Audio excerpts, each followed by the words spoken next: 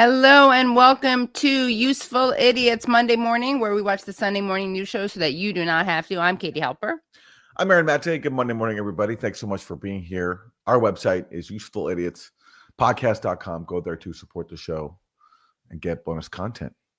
And we did not plan, by the way, I just got to say, I want to make sure people know about this. We did not plan our matching outfits. But when you co-host, as long as we've co-hosted, you get in sync. Well, speaking of in sync, it feels strange in this time of political hopelessness to feel some hope that I feel today on the eve of Election Day in New York City, where a young democratic socialist, charismatic, inspiring, progressive, is poised to take the reins of New York City, is supposed to win. Zohran Mamdani. That's how it's looking. And it's strange for me, following politics for all my life, to feel actually some hope in the political candidates and his movement. It's a strange feeling. When's the last time you were hopeful about one? I don't think I ever have been. Really? Even with Bernard? I mean, I know we're very disappointed with him, but early on, did you have any? Yeah, no, that was hopeful. Like, the movement that he inspired was hopeful. But this, this to me is more hopeful because I think once Zohran wins, he has a higher chance of actually being successful. Whereas even if Bernie were to win, the constraints on him would have been so much more. And also, I just think Zohran Mamdani, comparing these two politicians, I think he's just more capable. He's a better politician. I mean, look, even if you don't agree with Zohran Mamdani's politics, if you're one of those people who doesn't believe in, I don't know, taking care of the vulnerable, making the city affordable, if that's not your thing, you just have to admire the talent. The political talent is just, he's such an impressive politician. Yeah. And I don't think we've seen, on the left, have seen someone like that in a very, very long time. Yeah. Well, stay tuned. Hopefully we're not jinxing it. And really, his election couldn't come at I think, a more poignant time where the federal government, is so dysfunctional that there's a shutdown that has deprived now 42 million people of their food assistance benefits, which the Trump administration refuses to provide, even though it could tap into a contingency fund. Now, it has been ordered by a court to basically do that, but so far it's unclear what's actually going to happen. But the fact that we've gotten to a position where 42 million people can be denied their food assistance benefits, including like 12 million children, at least. It speaks to all the more the importance of a politician like Zohran Mamdani, who actually centers working people, vulnerable people, in his messaging. Yeah, it is a real stark contrast. So, fingers crossed. All of our coverage of this will push him over to 50%. Now, just to get ahead of 50%, I mean, sorry, I don't think today we have any clips about Palestine, because I think the Sunday news shows just ignored it this week. Right. But it's worth just stressing that despite claims of a so-called ceasefire, there's no ceasefire. Israel continues to kill people whenever it wants. And then it says, okay, now we're back to the ceasefire. Right. And then, of course, the ongoing terror of Palestinians in the West Bank, that all continues. And we can't forget that that's ongoing just because we're told there's something called the ceasefire. Right. Yeah. Yeah. And that's why Francesca Albanese says a ceasefire means Israel fires and Palestinians cease. All right. Well, let's get to our weekly recap from Meet the Depressed. Good Sunday morning. As the government shutdown is poised to become the longest in U.S. history, stretching into its fifth week, federal employees have missed paychecks. Critical food assistance is in jeopardy, and lines are growing longer outside of food banks. The country is just 2 days away from Election Day, with pivotal contests for governor in New Jersey and Virginia, where former President Obama was campaigning this weekend. Plus, the race for New York City mayor, which could shape the future of the Democratic Party. And in California... Hey, hold on. Where's Sliwa? I don't see Sliwa. I don't see Curtis Sliwa. I just see Mamdani and Cuomo. That's messed up. So you're upset about Sliwa erasure. Sliwa erasure, exactly. Yeah. I'll tell you what was. Yeah. I'll tell you what was not a day of Sliwa erasure was Halloween in New York City. Oh my gosh! God, the number of people dressed up as Curtis Sliwa was unprecedented. I've never seen so many red berets. I know, it's really crazy. Yeah. I mean, honestly, just for coming up with that line about Cuomo killing grannies and slapping fannies. That's what Curtis Sliwa says. Yeah, that's one of his great lines. Yeah. I mean, I think I understand why Zohran can't use that, but I'm just really glad it's out there. Yeah. And by the way, guys, please give a like. Less than half of you have liked, and that's just unacceptable. When you like this, you're not just liking us as individuals. You are liking fighting the algorithmic suppression. And also, you're giving a thumbs up to Sliwa's great line about Cuomo killing grannies and slapping fannies. Okay. And lines are growing longer outside of food banks. The country is just 2 days away from Election Day, with pivotal contests for governor in New Jersey and Virginia, where former President Obama was campaigning this weekend. Plus, the race for New York City mayor. Sorry, we wound too much, but there's no Sliwa here. Okay. Which could shape the future of the Democratic Party. And in California, Prop 50 is on the ballot. Governor Gavin Newsom's attempt to add safe Democratic seats to the congressional map in his state in response to red states doing the same at the behest of President Trump. My interview with Governor Newsom is coming up next. But first, we start with Steve Kornacki and a brand new NBC News poll with some big results. Steve, break this down for us. Yeah.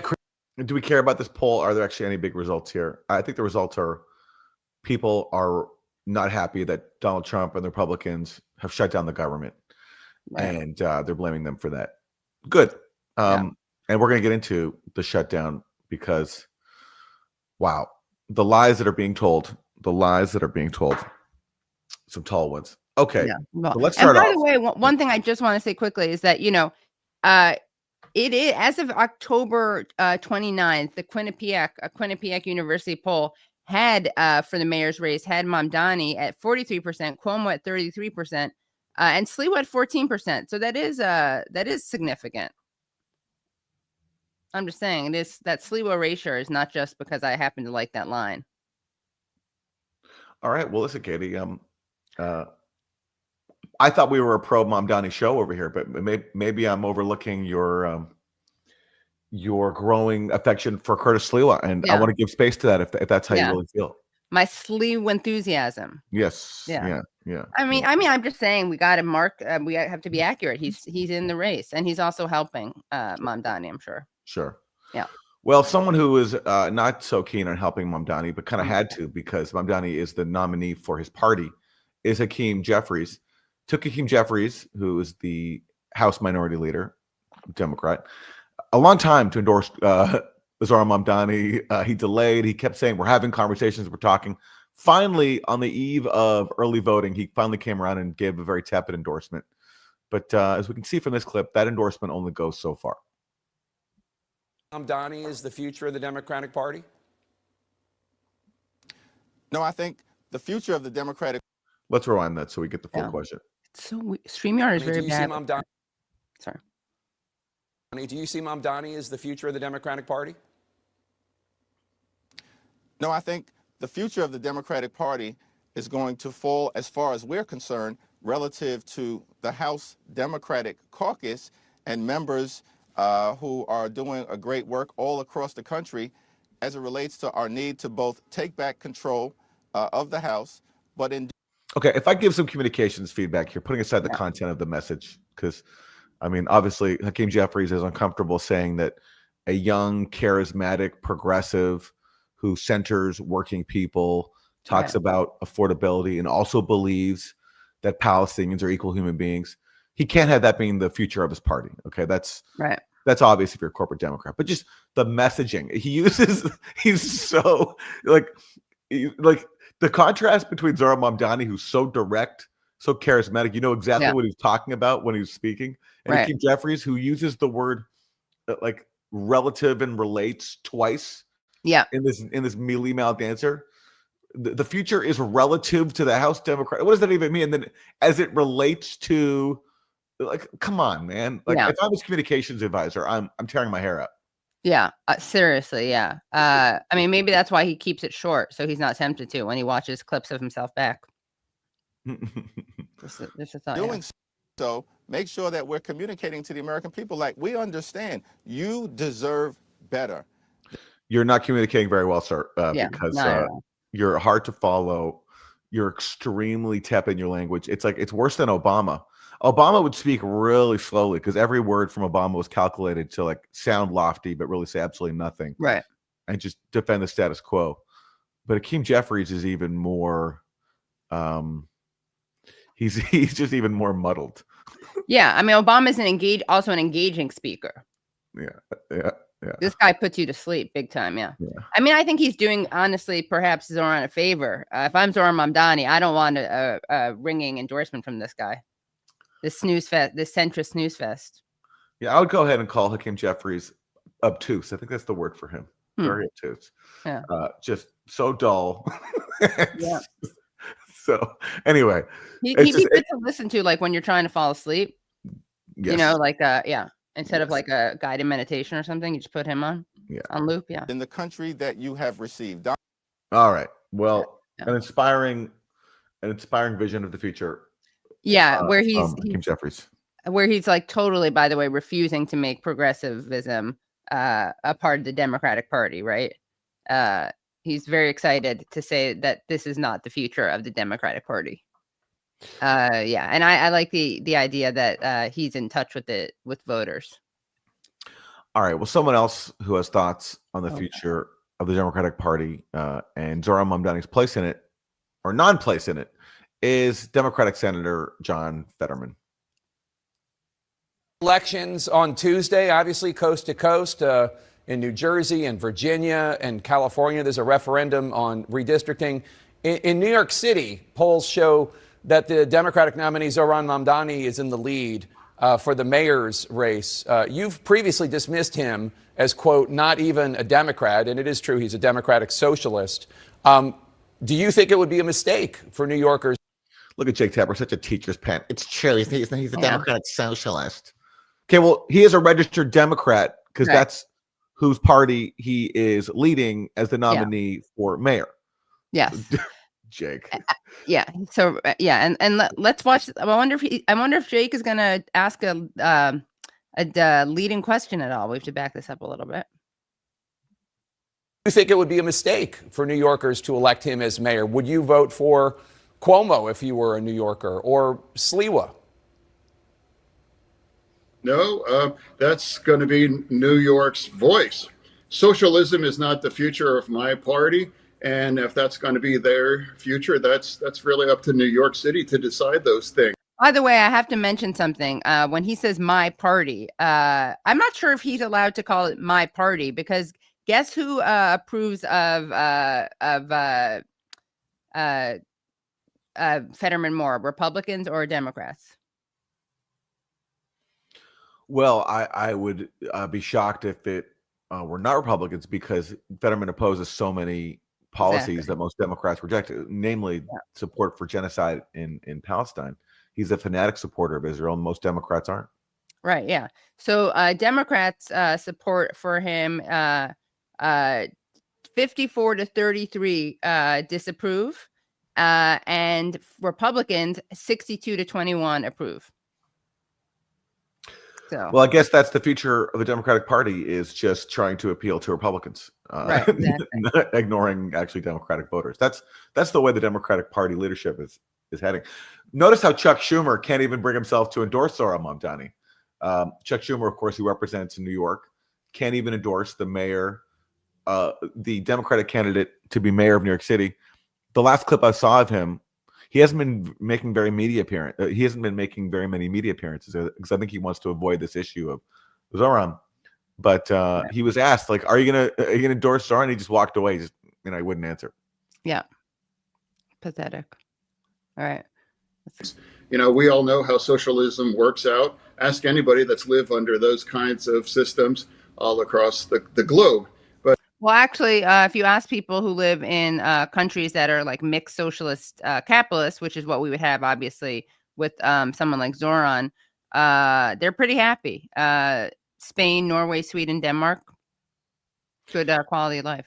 Yeah, but then you have socialist countries or, quasi-socialist countries where there has been a lot of suffering. But if you look at the reason why, you look at Cuba or Venezuela, Right. where Same. they've tried to, especially like Venezuela, this idea that Venezuela is socialist is really stupid. Like you go there and there's a lot of capitalism.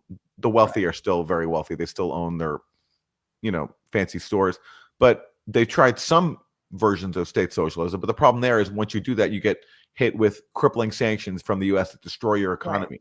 Right. And make life impossible, which is always the part that is left out when you talk about, life under socialism. Yeah, true. But for me, as a Democrat, as a committed Democrat, I might disagree in some areas, much like shutting down our government or other areas now. But for me, as a committed Democrat, I'm going to push back and announce people that this is wrong. And now we are hurting the very people that we fight for. And now we're getting nothing for them if we continue to keep our government shut down. Well, another thing I want to point out, since he's claiming to be the voice of Democrats, this is very interesting. So Democrats view socialism 60%, so 66% of Democrats view socialism favorably. Compared to 42% viewing capitalism favorably, which is kind of insane, according to a Gallup poll published in September. So he's just showing himself as like less and less in touch. And again, Mamdani is not going to be doing really anything remotely socialist. I mean, no matter what his personal views, he's the mayor of the center of Wall Street, of sort of global, a center of global finance. There's only so much he can do. What he wants to do is provide free buses, make living more affordable, and also have one grocery store in every borough that's like government subsidized so people can afford food. Right. You want to call that socialism? Okay. I think it's just like basic democracy. And that's what people like John Fetterman and Jake Tapper are afraid of because they recognize that Zohran Mamdani's policies appeal to working people and immigrant communities and others that have been kept out of politics. They're included in Zohran Mamdani's movement. And that's what alarms these people the most. And Palestinians are included as human beings, which Fetterman and Tapper really hate. Imagine that. Yeah. Imagine that. By the way, I said that it was kind of insane that socialism's favorability rankings are so high. And Ray Bob writes, wait, why can't I highlight this? This is weird. He wrote, it's extremely sane.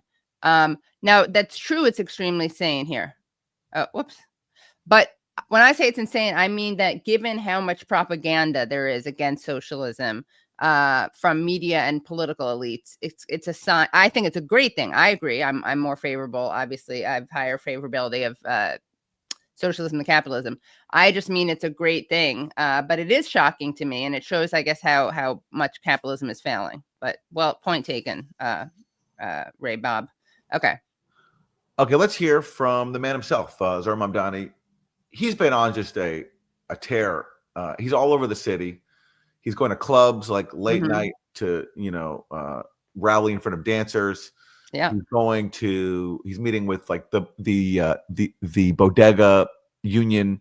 He's going to LaGuardia in a really moving scene, actually, to meet up with taxi drivers with whom he went on strike a few years ago over the horrible conditions that they face. So but here he is in an interview with Ali Velshi of MSNBC. Excellence and efficiency at the heart of a public sector that we care deeply about. We're talking about your social media reach, the fact that you do a lot of social media, you get out there, you've got a particularly young audience, the type of audience who may not be watching us right now.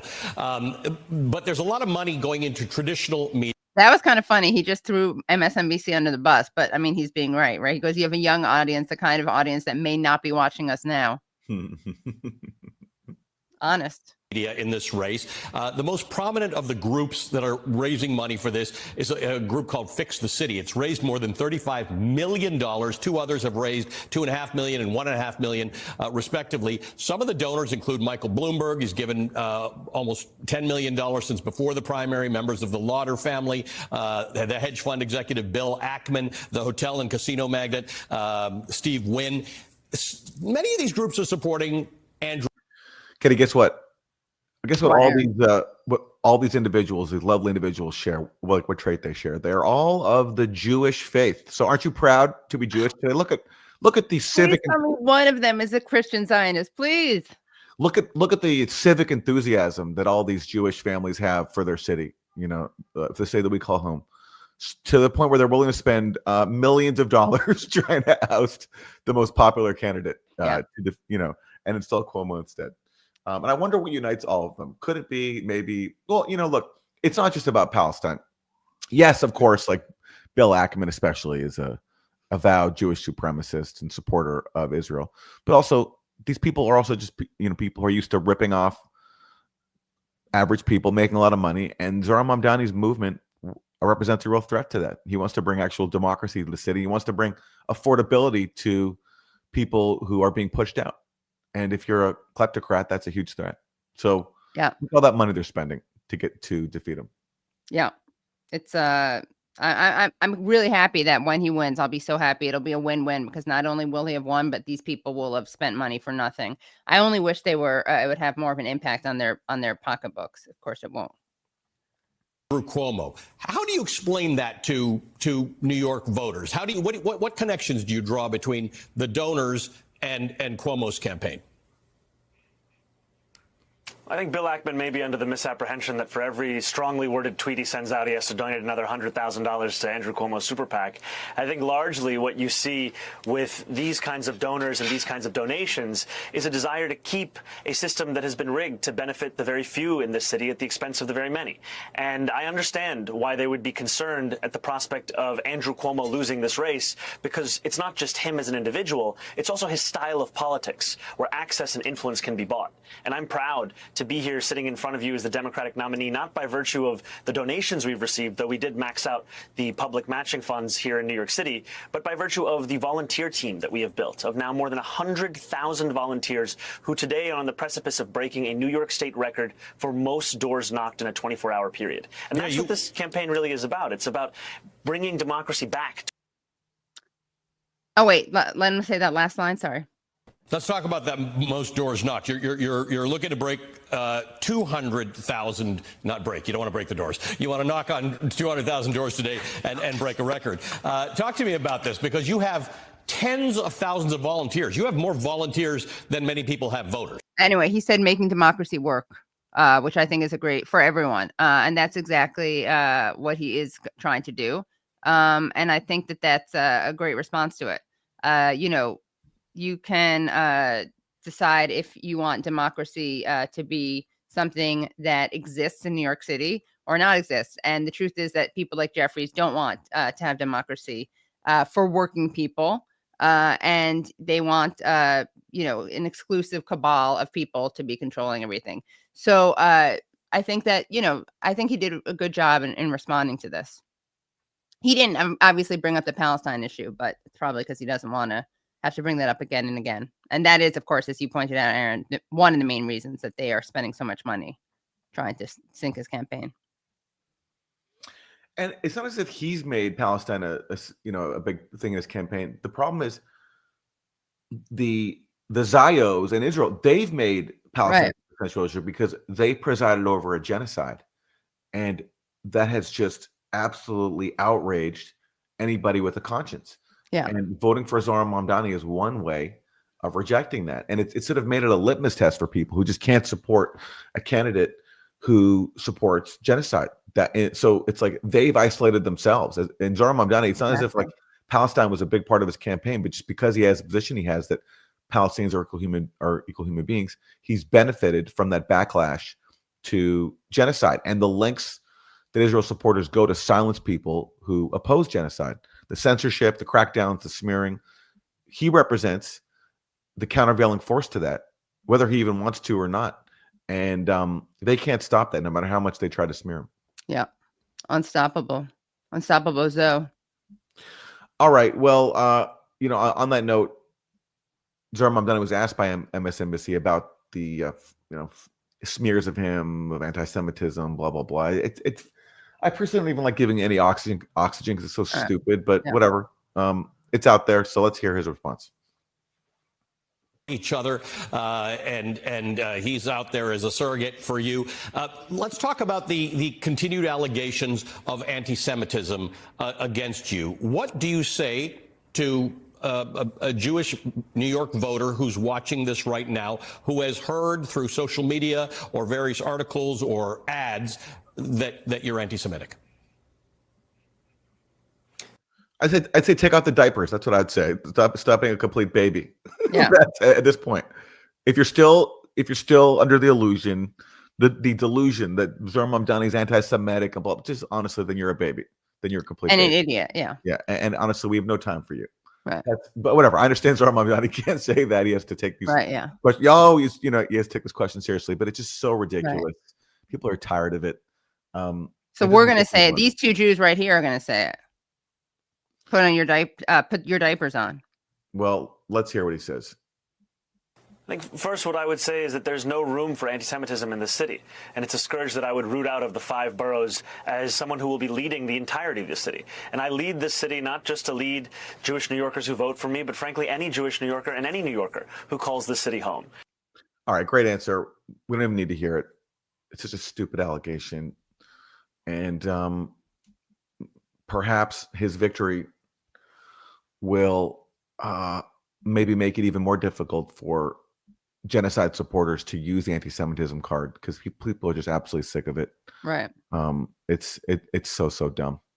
Okay. Yeah. It is also like, guys, these people don't care about anti-Semitism, because if they did, they would not be crying wolf over it. Okay. Let's turn to someone else. He's a former resident of New York City, very well associated with it, very well versed in it. He has thoughts on the mayor's race and who he'll be supporting. He's the president, Donald J. Trump. Mamdani becomes mayor. It's going to be hard for me as the president to give a lot of money to New York, because if you have a communist running New York, all you're doing is wasting the money you're sending there. So I don't know that he's won, and I'm not a fan of Cuomo one way or the other, but if it's going to be between a bad Democrat and a communist, I'm going to pick the bad Democrat all the time, to be honest with you. Well, what a victory for Andrew Cuomo. He gets the Trump endorsement. And look, so what's Trump doing there? He's interfering in the election by threatening federal funding for New York City if they elect Zohran Mamdani, which, by the way, going back to the sanctions that we place on global South governments that we want to overthrow, because we call them socialist, by which we mean simply that they're trying to use their resources to benefit low-income people, not just the elites, which is kind of what Zohran Mamdani wants to do in New York City. Just use the state to help all people and make it affordable.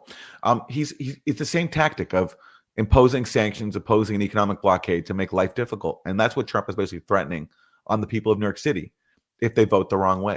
Which, by the way, is kind of what we accuse communists of doing, like of the state interfering in society, interfering with the free market, imposing its will. So what Trump is doing is extremely totalitarian. And the fact that it's okay for a president to threaten federal funding to a city if they vote for a candidate he doesn't like is just it's unbelievable. But that's exactly what he will do. And that's exactly what other powerful people will do to New York City as well, to try to teach people in New York City a lesson. How dare you elect the guy who actually cares about working people? Right. Yep. Unbelievable. All right, let's go back to it. Yeah, it again, good. And he just got a ringing endorsement. Andrew Cuomo Zohran did. Yes. Well, yes. No, well, Zohran did by not getting his endorsement. Yeah. Yes. Exactly. Yeah. Yes. Yeah. Okay. Well, another big piece of news right now is the fact that 42 million people have been put in limbo when it comes to their food assistance because of the government shutdown and the Trump administration's refusal to tap into a contingency fund that could at least fund those SNAP benefits until the shutdown is resolved. And a court order over the weekend basically told the Trump administration to tap into that fund to fund food assistance. There's a deadline of today for the Trump administration to respond to that ruling. In the meantime, here's Agricultural Secretary Brooke Rollins with, I think, a really candid admission. This is not, she basically admits here, this is not just about a shutdown. This is about a concerted effort to basically cut food assistance permanently, just as the Trump administration has tried to do with Medicaid. Right. What this conversation has allowed is a national spotlight on a broken and corrupt program. We found one guy in 6 different states getting a benefit. We found about 5,000 people that are dead who are still getting benefits. Like, it is time to drastically reform this program so that we can make sure that those who are truly needy, truly vulnerable, are getting what they need, and the rest of the corruption goes away and we can serve the American taxpayer. So we want to, number one, most important, get the government open, make sure the people that really need this money are going to get it. But guess what? There's a new sheriff in town. His name is Donald Trump, and this program will be reformed. We will hold people accountable, and we will be able to help those who really need it. Yeah, there's a new sheriff in town, and the new sheriff is taking food away from hungry children, and they're bragging about that. And they're basically saying, we're going to use this moment to cut the program, just like we did with Medicaid. Yeah, it's we really can't believe any of the stats also that these people deliver, and all the numbers that they say about fraud. They're often wrong. And in fact, let's finish the rest of this clip. And we can make sure that the food that we do give them is even higher quality, because I'm all for that as well. Brooke Rollins, this conversation has allowed. Oh, sorry. Okay. Yeah. I thought that she brought up, it was another interview where she brings up these numbers that are totally false. So just always remember that when people bring up numbers, people from the Trump administration bring up numbers, they are not reliable. Well, like, for example, their claim in when it comes to the standoff at the heart of the government shutdown, which is Democrats wanting to extend subsidies for Obamacare, and the Republicans say, well, that's because they want to give health care to undocumented immigrants. That's just not true. What they've tried to do is pay for emergency hospital services, which entail treating anyone who needs emergency health care, including an undocumented immigrant, rather than letting them bleed out and die on the hospital floor. Yeah, this is unbelievable. These people are such sadists. And even if there was even if there were fraud, it doesn't justify, it does not justify getting rid of a program that saves people's lives and prevents them from going hungry. The Pentagon can't even pass an audit, but yet the GOP have increased its budget every opportunity they've had to do it. So, you know what I mean? It's like the idea of fraud is just such a red herring. Yeah. Okay, let's turn to House Speaker Mike Johnson, the guy presiding over the shutdown rather than Congress, because he refuses to cave to Democrats' demand to just extend healthcare subsidies for millions of people. And here he is talking about the 42 million people who are being denied their SNAP benefits and who he believes is at fault. But with these numbers in mind, why do you think they will be willing to come back to the table and negotiate at some point? They think that they're winning the optics of this. Well, I don't know how they can believe they're winning if it were indeed a game to them, and I think it is, because you have all the unions now coming out against them. You have the major airlines in the country. You have every segment of the population and hardworking Americans who will be going without. You have 42 million recipients of SNAP that are in jeopardy right now. You have women, infants, and children, because the nutrition program that President Trump and the White House have heroically funded thus far is running out of... Huh?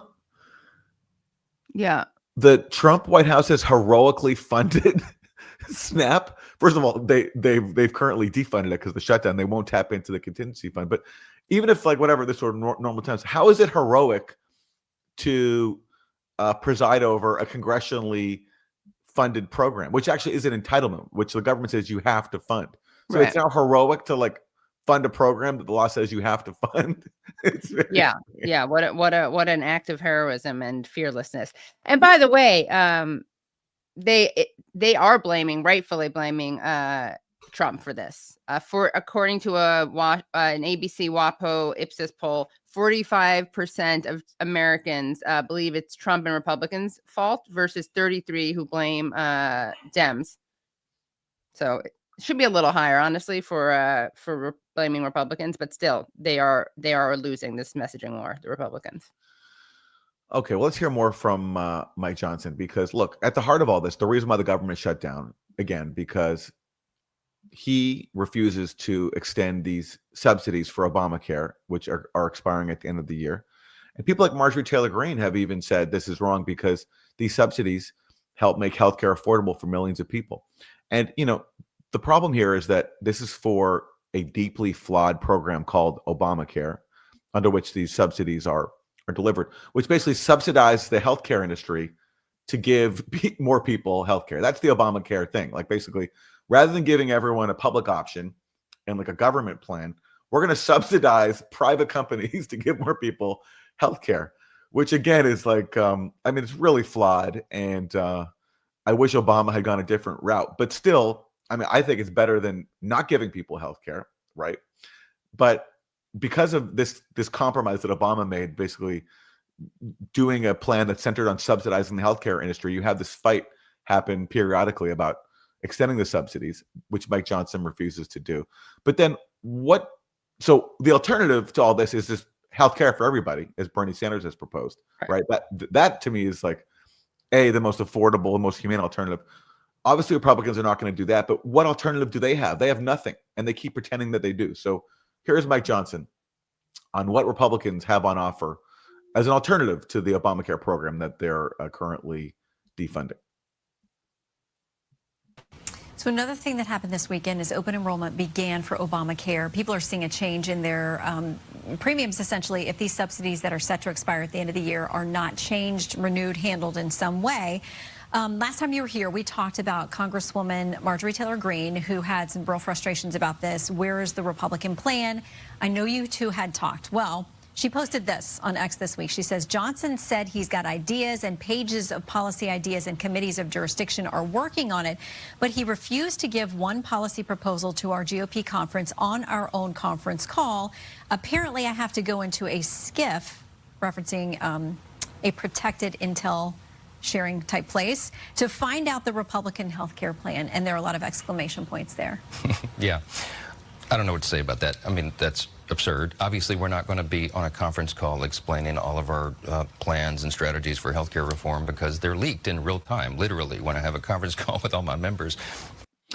We have such a great plan. I'm telling you, it's the best plan ever for healthcare. Unfortunately, we can't have a conversation about it because if we do, the details of our wonderful plan are going to get leaked to the media. We can't have a leak. Yeah, what is this, like a national security issue? Exactly. That's what he's saying. He's saying it's like a state secret. So how can we learn about your health? How can we learn about your healthcare plan if you won't even tell your own members? Like, can you tell anyone, or is this just between Mike Johnson and Mike Johnson? Right. Unbelievable. Yeah, this guy is they're so used to not being like pushed back on. It's tweeted out by journalists. They're supposed to be private, but they're not. And so Marjorie knows that. She knows she can come into my office any day at any hour, and I'll lay out everything for her. The committees. Marjorie Taylor Greene has said that she's asked Mike Johnson what his plan is, and he's got nothing because they do have nothing. That's the problem. They've been like complaining about Obamacare for years. And yes, again, Obamacare is like you have to hold your nose in saying it's worth supporting because it's such a flawed plan. It's basically the government privately subsidizing for-profit corporations to give more people health care. It preserves a fundamentally corrupt system of for-profit health care. Obama didn't have the political courage and capital to go for at least a public option that would have created a plan on the marketplace that was like provided by the government. He couldn't do that.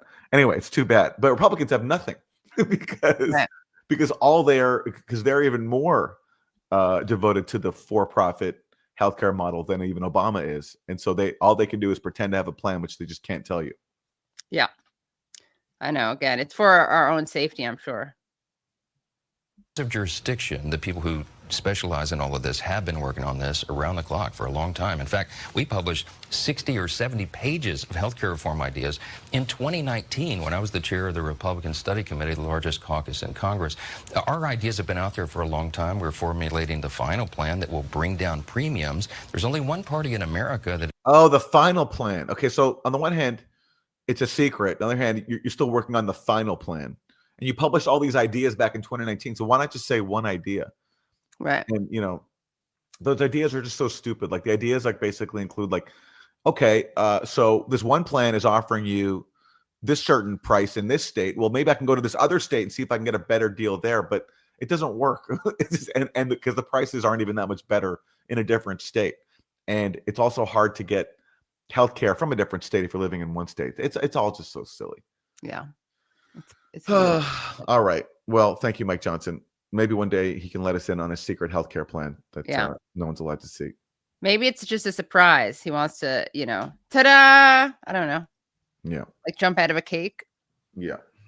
Jump out of a what would it be? I don't know. A dialysis machine. Jump out from behind it. Yeah. Well, speaking of surprise, what is Trump up to in Venezuela? You know, are we going to get like a surprise? We're at war now. We're invading. We're bombing. That has been the subject of a lot of speculation as Trump moves, you know, huge U.S. military assets near Venezuela. He's deployed aircraft carriers, bombers, and of course, he's carrying out these routine assassinations in the Caribbean against people he claims are drug dealers, of course, with no evidence. So here he is being asked by 60 Minutes if he plans regime change in Venezuela.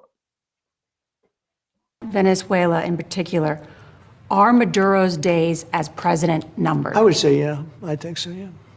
And this issue of potential land strikes in Venezuela, is that true? I don't tell you that. I mean, I'm not saying it's true or untrue, but I wouldn't. Why would I we wouldn't do be it? inclined to say that I would do that, but because I don't talk to a reporter about whether or not I'm going to strike. Okay, that, by the way, that is, I mean, it's a disgusting thing, but that is where it makes sense to be secretive, not about healthcare plans. Yes. If you're going to invade a country, okay, fair enough. You can keep that secret, I guess. You know, I mean, the point is you should not be invading the country, but, you know, certainly for war, it's a lot easier to go to war if you're keeping your plans away from your target. In the case of healthcare, there's no justification for keeping it secret. Yes. All right. So Trump, okay, we'll give you that. But of course, why are you even threatening going to war in Venezuela and talking about Maduro's days are numbered when you're supposed to be the anti-endless war guy? You claim to oppose regime change and say the days of endless war are over. Well, why are you pushing us into now a new war against Venezuela? Right. Yeah, Mr. Anti-War, Mr. America Firster. Yeah. Now that's the question that should be asked, but no one's asking it. Again, the question is this going to work? And are Democrats being sufficiently briefed about it? Here's Democratic Senator Mark Warner. He says it's been given. So is your complaint that the evidence is not sufficient, or you disagree with the conclusion? Secretary of Defense doesn't tell the truth on this matter. We asked for the legal opinion back in July when it was first written.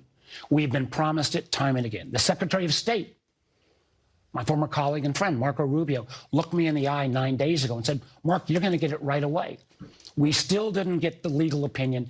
And then a group of random Republican senators was shared on a partisan basis. What is the president's understanding of why it's legal to take these actions? That, you know, Margaret, that is not the way the system is supposed to work. When you further partisan national security, when we're putting troops in harm's way, I got an aircraft carrier from Norfolk that's in the Caribbean right now. How do I answer the families of those sailors about whether this operation is even legal? Mm-hmm. This document needs to be shared with every member of the Senate this week so that as we get into this discussion about war powers, we've got the basis of how the administration is claiming that it's legal. Well, the answer is it's not legal. Everyone knows that. So I don't even know why you need to read the administration's brief on it to determine that it's not legal. Why don't you just come out and say that now? Like assassinating people with no due process and threatening regime change. It's not legal.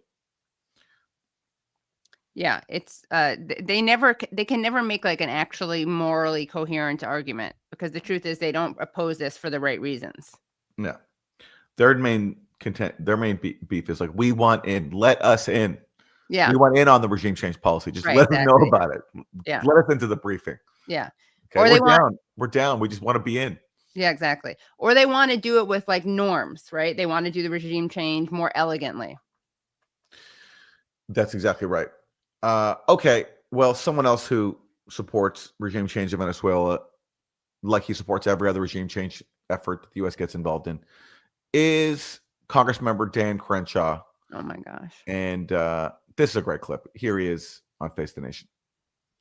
Seen any evidence that the U.S. pressure campaign on Nicolas Maduro is working, that all this military hardware that's being moved around into the region is doing something? By the way, what does she mean, deterrence? And what is it doing? What should it be doing? Like, what would the sign be that it's working?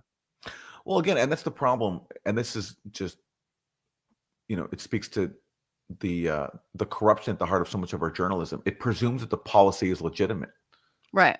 Right. So the question is not like, is our policy legitimate? Do we have the right to be threatening Venezuela, deploying warships, killing people in the high seas?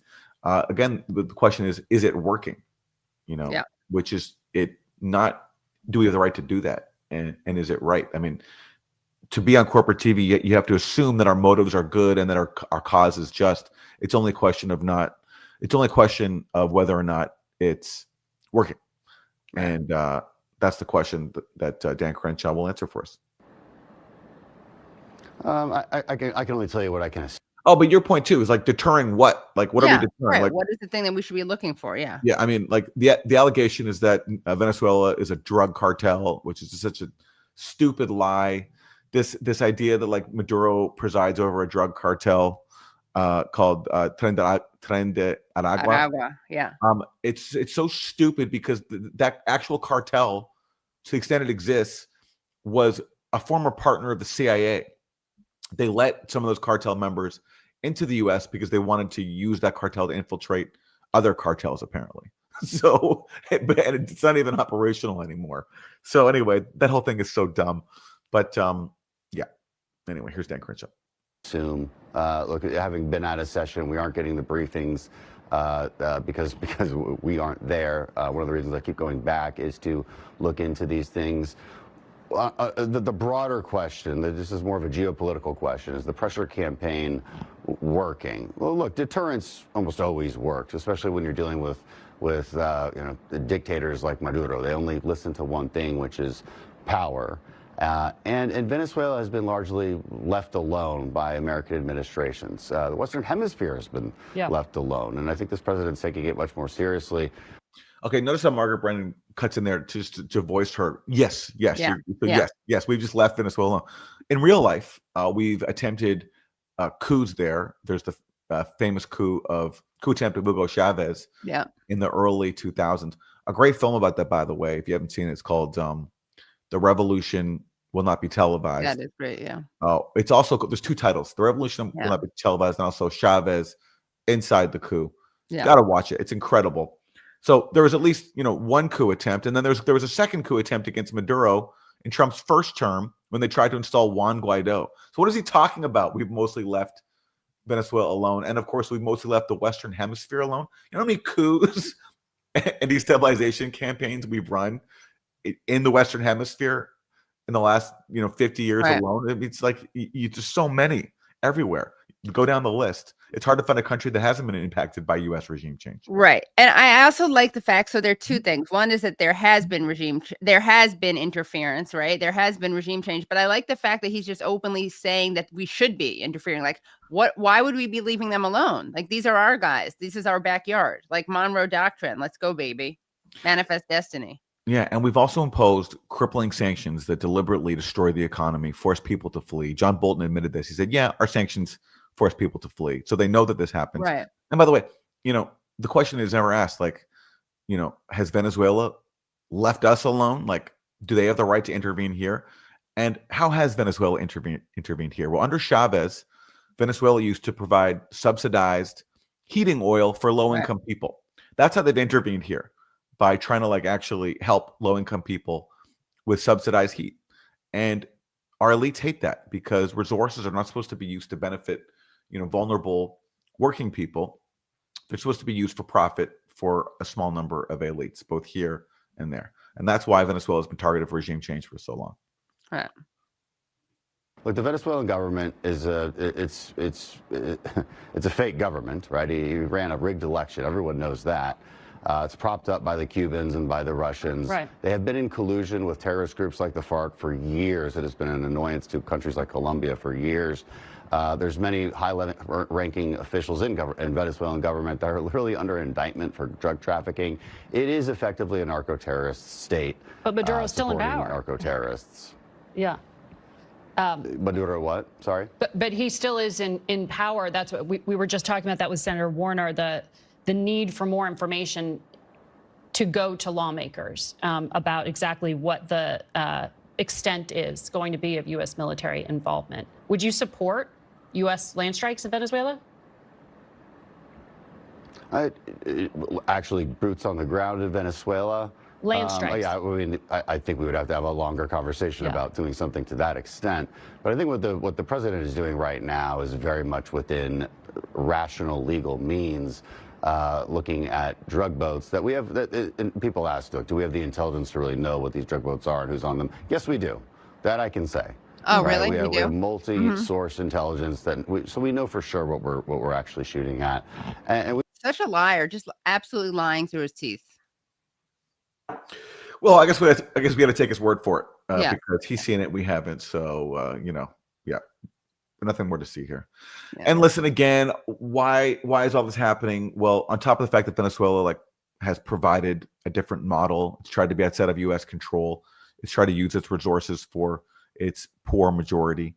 It also has the largest reserves of oil in the world, and also a lot of really lucrative minerals.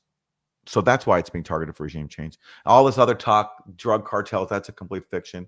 The rigged election, look, I wasn't on the ground for this last Venezuelan election. I wouldn't be surprised if there was some rigging going on in the last election. But I just find it so odd for us to complain about that when we've been trying to undermine their democracy for decades. Like Chavez was incredibly popular. So how do we respond? By trying to overthrow him in a coup. And when that didn't work, when he was actually when the coup was reversed by just a massive people's uprising in Venezuela, then imposing crippling sanctions and funding regime change operations, spending tens of millions of dollars on fake groups that are there to destabilize the government.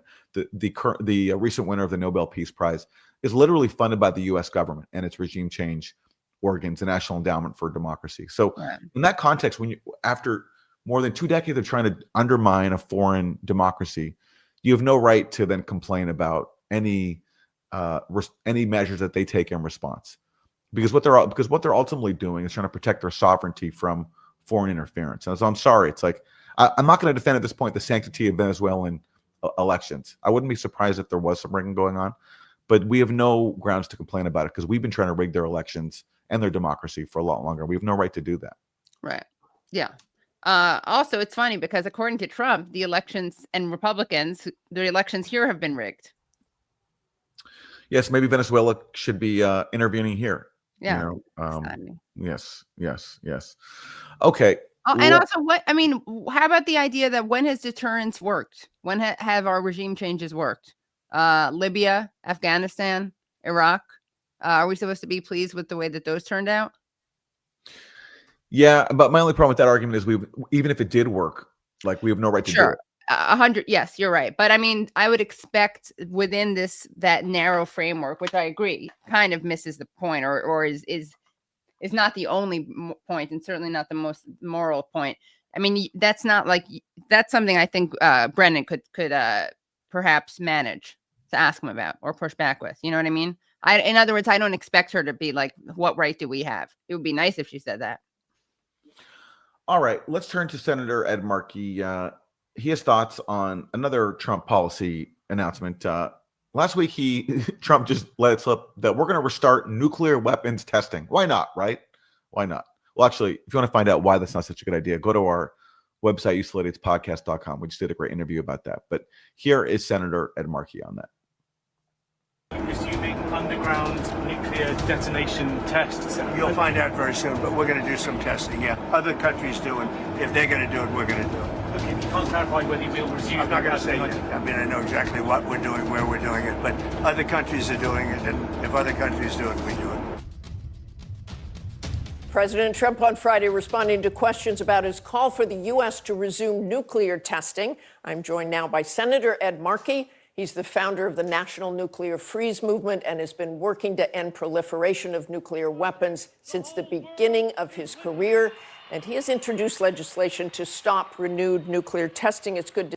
You know, that footage there we're seeing there from 1982, that was at a time when there was like the beginnings of a massive movement in the U.S.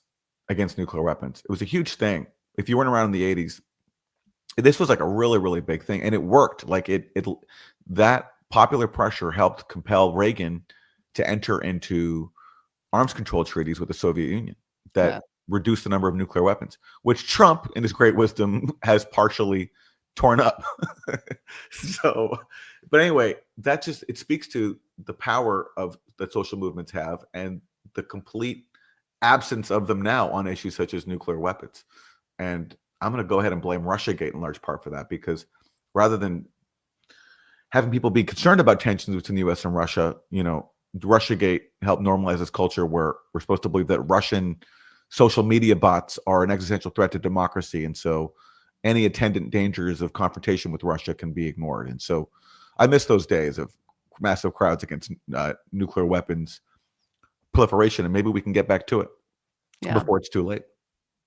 Inshallah. Renewed nuclear testing. It's good to see you this morning, Senator Markey. The president was quite clear midweek that he wants to resume nuclear testing and to keep up with those who are doing it. U.S. hasn't had a test since '92. North Korea was the last to test a nuclear weapon in 2017. What do you think he's talking about, and what will happen? Well, first, he's wrong. Other countries are not engaging in nuclear testing. The Russians, the Chinese, they have not tested since at least 1996, when the Comprehensive Test Ban Treaty was put into effect. And it would be a gift to China. It would be a gift to Russia. Chinese have only tested 45 times. We've tested more than 1,000 times. So it would give them an ability to catch up to us with the sophistication of their nuclear weapons technology. What I think he's responding to is the announcement by Putin that they are testing missile delivery systems for nuclear bombs. That's a different subject altogether. And the reason that China is developing new missile delivery systems is that the United States pulled out of the anti-ballistic missile system. It is because Donald Trump has announced that he is going to deploy a golden dome over our country. Thousands of satellites with interceptors on them to knock down incoming Russian or Chinese missiles with nuclear bombs on them. And that has led those countries to develop more and more sophisticated nuclear missiles to circumvent the boondoggle, which will be the Golden Dome, which our own experts say will not work. It will be a golden sieve, which will allow ultimately for enough nuclear weapons to penetrate it, to destroy cities across our country and kill at least 100 million people. So Donald Trump and Trump Atomics is going to make our country less safe. It's going to make the world more dangerous. And the only way to avoid it is to go to a negotiating table for Donald Trump to accept the invitation from Putin to extend the New START treaty, which expires in 100 days, and to then put all of these other... I love hearing New START treaty in that, Massachusetts accent. Yeah. New START. I love it. But listen, do I hear a Democrat advocating diplomacy with Russia? Like, insane. What day is this? Like, I'm excited about a Democratic candidate, Zohran Mamdani, and now I'm hearing a Democrat advocate diplomacy with Moscow. This is unbelievable. And a great accent on top of it to boot. Yeah. I'm never going to forget this day. Wow. Well, listen, good for him for doing what no Democrat or very few Democrats have been willing to do, is advocate diplomacy with Russia over the nuclear arsenals that could destroy this earth many times over. And good for him to recognizing our role in fueling the threat. Now, he doesn't get all of it. He says that, Russia is doing this because we pulled out of the anti-ballistic missile treaty. That's true. But there are other factors as well. After Trump pulled out of the INF treaty, he also ramped up weapons to Ukraine. The refusal by the U.S. to support the Minsk Accords in Ukraine helped give us the Russian invasion of Ukraine. And Biden responded to that by using Ukraine for a proxy war against Russia, in which the U.S. is literally picking targets inside Russia for Ukraine to hit and providing all the weaponry to carry that out. So we're basically waging a war against Russia via Ukraine.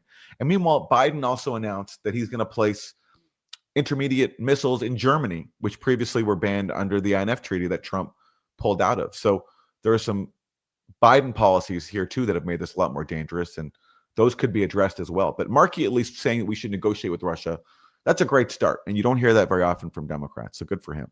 Yeah. And yes, and as he points out, New START is expiring next year. And this is the last remaining treaty that caps the nuclear weapon stockpiles of the U.S. and Russia. Russia's offered to extend it for 1 year, which is the maximum amount of time that it could be extended under the current treaty. And Trump has said, yeah, that's a good idea, but he hasn't given a response yet. So hopefully people like Ed Markey will continue to raise this issue because, on top of the dangers of having a proxy war between two nuclear armed powers, we're in a situation where soon, unless action is taken, the last treaty capping some of those nuclear weapons that they have is expiring. So let's hope that Ed Markey's Boston accent is being heard. Yeah. And if anyone needs a translator, we can do that. Real-time translation. All right. Yes. Okay. Well, someone with a different message. We didn't hear him on the Sunday news shows this week, but we didn't want to let a week pass without bringing him into our space because he's always got something really interesting to say. Is Lindsey Graham. And he spoke this weekend to a gathering of the Republican Jewish Coalition. And unlike Ed Markey, who wants diplomacy, Lindsey Graham wants us literally just to kill more people. And here he is talking about it. Donald Trump. He said, hey, so he's a great president. If you don't believe me, just ask him. Hey. What happened with me and him was we found common ground. I've come to like him and he likes him, and that changed our entire relationship. But he did the Golan Heights thing. Remember, Ron? He said, I called him up, where you at? I'm with BB on the Golan Heights. He said, I didn't know we were in New York. No, that's another Golan Heights. We're over there. He recognized the Golan Heights by tweet because he understood you can't give it back to Syria because they'll use it to kill you. He recognized Jerusalem as the capital of Israel. Why? Because if you got a problem with that, take it up with God. He's the guy that did it, not Trump. So I just want to say, I feel good about the Republican Party. I feel good about where we're going as a nation. We're killing all the right people and we're cutting your taxes.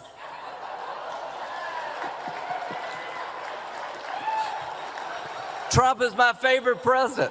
We've run out of bombs. We didn't run out of bombs in World War II. What a disgusting person. Absolutely repulsive. And this guy considers himself a Christian. And this is who Donald Trump is listening to. There was a lot made out of the splits in the MAGA movement. People like Tucker Carlson, Marjorie Taylor Greene, being against foreign proxy wars, speaking out against the genocide. But is Trump listening to them? No. Lindsey Graham has his ear. And that's why Lindsey Graham is so giddy right now and so happy. And he can say things like, we're killing all the right people and we've run out of bombs. It's just a worship of death. It's a death cult, and he's bragging about it. And what a fitting venue to do that, to brag about killing people, than at the Republican Jewish Coalition, which of course is there to serve the interests of Israel as it commits genocide. Right, and that's where famously Donald Trump was like, I'm like you guys. I'm negotiators. You're good negotiators. We're both good negotiators. And I know why you don't like me, because you can't control with money. We're good. That's what he said at the Republican Jewish Coalition? Yeah, a couple years ago. I think during the first election, yeah. Okay. It was pretty hilarious, yeah. All right. Well, with those soothing words from Lindsey Graham, we're gonna wrap the show. Yeah. Thanks so much for tuning in. Kate, anything you want to plug this week for the Katie Halper Show? Well, we're going to be, I'm going to move my show from Tuesday night so I can be, responding to the election, and also because, a show that is on the election night will be, people want to know exactly how it turns out. So instead of doing my show Tuesday at 7 p.m. at youtube.com/The Katie Halper Show, I'm doing it Thursday at 7 p.m. At youtube.com/The Katie Halper Show. And I'll be having on someone from Jewish Voice for Peace, but also Palestinian DSA organizer to talk about hopefully how Zohran won. And I may be doing some little things on social media on Tuesday night, maybe even shorts on my YouTube channel. I'm going to be out and about in New York. All right. Well, that is Monday morning for this week. Thank you so much for tuning in. Our website again is usefulidiots.podcast.com. Go there to support the show, get bonus content. Thanks for watching Monday morning. We'll see you next time. Bye, everyone.